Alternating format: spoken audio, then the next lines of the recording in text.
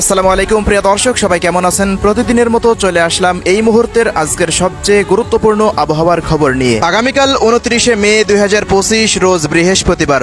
আর মাত্র কয়েক ঘন্টা এরপরেই তীব্র বেগে উপকূলে আঘাত হানতে চলেছে অতি প্রবল শক্তিশালী নিম্নচাপ। লন্ডভন্ড হতে পারে খুলনা, বরিশাল ও চট্টগ্রাম বিভাগের উপকূলীয় অঞ্চল। সমুদ্র বন্দরে জারি হতে পারে 5 থেকে 6 নম্বর বিপদ সংকেত। এদিকে পরবর্তী 72 ঘন্টায় দেশের 8 বিভাগের 64 জেলাতেই একটানা ভারী থেকে অতি ভারী বর্ষণের দুঃসংবাদ আবহাওয়া অফিসের। ভারী বর্ষণের ফলে উত্তর পূর্বাঞ্চলের রংপুর, ময়মনসিংহ ও সিলেট বিভাগ সহ চট্টগ্রামের ফেনী ও কুমিল্লায় ভয়াবহ বন্যার আশঙ্কা। পাশাপাশি পাহাড়ি অঞ্চলের ভূমিধসের বিশেষ সতর্কতা আবহাওয়া অধিদপ্তরের। এদিকে দেশের মধ্যে প্রবেশ করতে শুরু করে দিয়েছে নিম্নচাপের মেঘমালা। আজ রাতেই বাংলাদেশের 8 বিভাগের 64 জেলা সহ ভারতের পশ্চিমবঙ্গের একাধিক জায়গার উপরে বৃষ্টিসহ বজ্রপাতের আশঙ্কা রয়েছে, এমনটাই জানাচ্ছে বাংলাদেশ ও কলকাতার আবহাওয়া অফিস।